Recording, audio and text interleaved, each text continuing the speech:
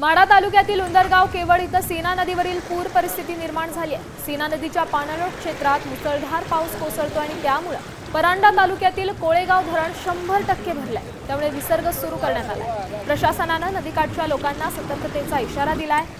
दारफळ इथल्या बांधाऱ्यावरील पूलही पाण्याखाली गेला। सोलापूर जिल्ह्यातील सीना नदीच्या पाणलोट क्षेत्रात पावसाचा जोर आल्यामुळे आता या पाण्यामध्ये वाढ होण्याची शक्यता आहे।